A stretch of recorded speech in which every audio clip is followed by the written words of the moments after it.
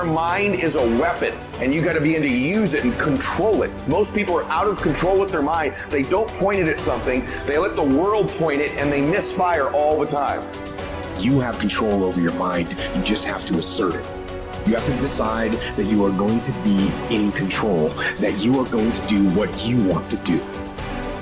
And if you understand the mind, it does what you tell it. That's its job. And if you tell it better stuff, you have an amazing life. And if you tell it mediocre stuff, you have a mediocre life.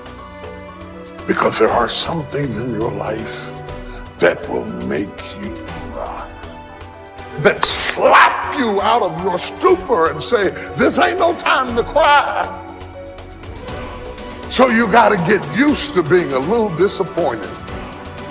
You got to get used to walking into situations and being flexible, because if you are not flexible, you cannot survive. And all of a sudden, life demands that you pick up the pace. If you don't pick up the pace, you're going to be left behind. Because almost all problems can be solved if only you take the time to see them and think them through. That's very easy to understand, and it's very easy to say, but it takes strong character to put it into practice. You live in a world that's flat and two-dimensional. In other words, the impatient person lacks all sense of perspective. Perspective lets you measure your plans and current events against things that have already occurred, and also against your desires and aspirations for the future. Then and now, here and there, near and far, need and know, watch and wait. These are the dual optics that allow the patient man to see in stereo, where the nearsighted person sees only the present, or the dreamer sees only an imaginary future, and more likely than not, trips over his mistakes trying to get there.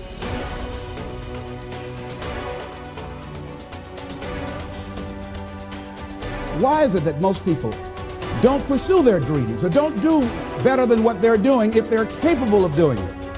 I think that many of us don't go the next step because we don't know what to do yet. And I say that the reason that we don't even explore the possibility of what to do is because subconsciously we don't believe that it can happen for us, and we don't believe that we deserve it. So here's what I'm suggesting. How much time do you spend working on you? How much time do you spend every day working on your dream? In the last 90 days, how many books have you read? In the last year, what new skill or knowledge have you acquired? What kind of investment have you made in you? So I'm saying that as you begin to look at where you want to go, if you want to make it today, and things are changing so fast you have to literally run to stand still, I'm saying that you've got to make some conscious effort to begin to work to develop you. See, it's out here in the universe. If you don't take the plunge, I guarantee you, somebody else will. Take the plunge. Go into action. And ladies and gentlemen, you will be surprised at how things will come together. You'll be surprised. Now, you're going to have some difficult challenges. I can tell you that now. Be aware of that. Things are not going to work out exactly right. For a time, they will, sometimes. And that's when life is just playing a game with you. Ladies and gentlemen, go into action with your dream.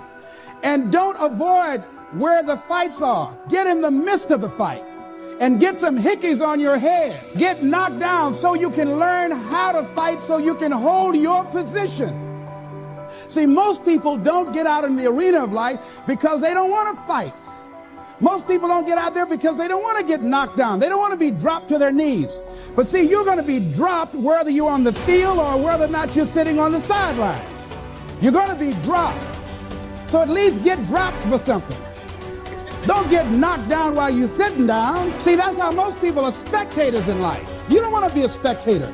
You want to get out in the field where the action is, and you will be amazed. After the struggle, there will be a calm period, and things will begin to click for you. What would your life be like? And I'm saying to you that all of us who have been entombed by fear have the capacity to resurrect ourselves. Is it easy? No. It's not easy. Can I do it? Yes. What's one of the ways to get started? Some of us need somebody to hold our hands. Sometimes we need somebody to help us out. Be willing to say, I don't know. Be willing to reach out. Be willing to get some assistance to take you to the next level. What great athlete. You never expect boxers to make profound statements. I think it was Joe Frazier who said this one. He says, all of us are like the blind man at some point in our lives standing on the corner, waiting for somebody to lead us across. See, all of us at some point in our lives need some help, need someone to reach out to us, to throw out the lifeline, to help us go across some treacherous waters that we couldn't navigate by ourselves. None of us do it by ourselves. All of us at some point of our lives. We need that kind of help. We need that kind of assistance because we grow from the people we have in our lives that can enrich our lives personally, professionally, spiritually, and all the dimensions of our lives. We don't grow in a vacuum. So as you look at yourself, what are the fears you have that maybe you need some help in strengthening yourself in that area? As you assess your strengths and your weaknesses, as you begin to approve yourself and your passions and your dreams and your goals and the things that you want, if you decide to experience all of your true potential, as you decide to manifest all of your greatness, as you decide, wait a minute, what else is available to me out here if I decided to experience the fear of rejection, the fear of no, the fear of failure, the fear of standing by myself? What else is available? Of taking a chance, a fear of losing it all. What else is available to me that will bring some extra meaning and value?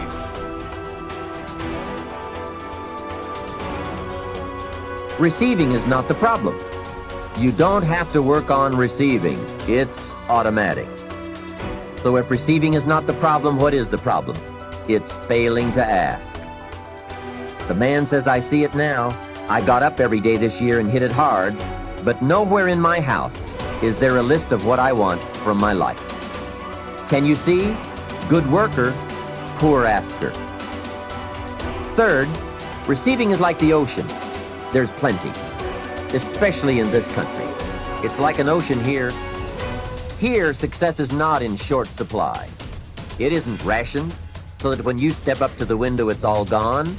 No, no. Well, if that's true, what is the problem? Well, the problem is some people go to the ocean with a teaspoon. Have you got the picture?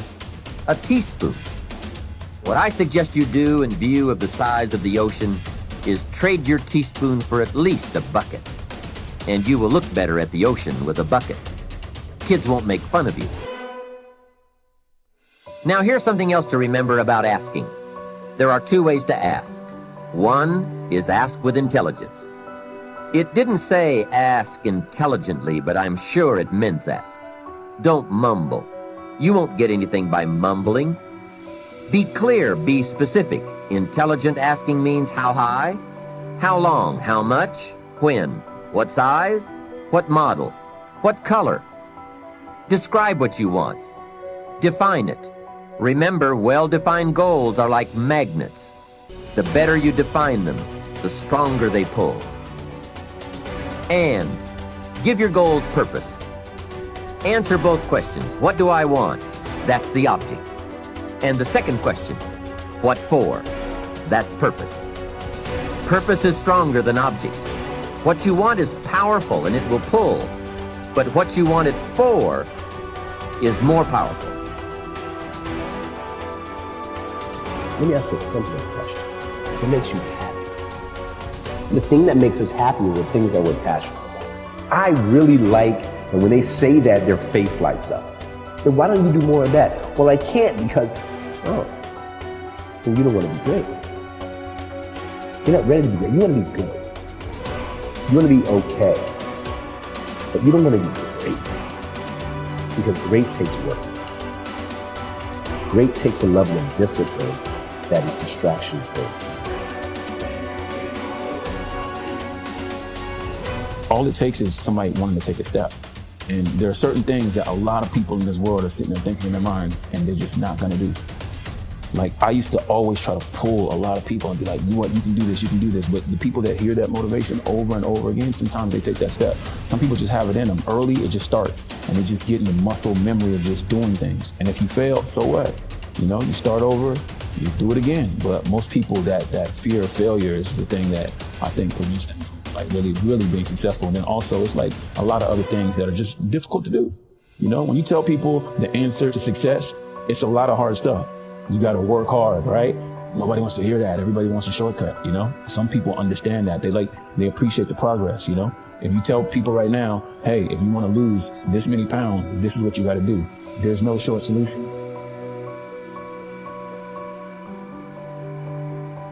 What do I think of people that say, find your passion? I will say they mean very well, but they don't understand what passion actually is. So I think because a rare breed of individual develops a passion when they're young, they then mistake it for, I found my passion, but that's not really true. Every day you just get up and I don't fear anything, but I'll worry about everything. And the day you stop worrying in good times, the paddle will get you behind. And so the greatest things are in life, I know you're only a few steps or a few incidents away from something bad happening. Never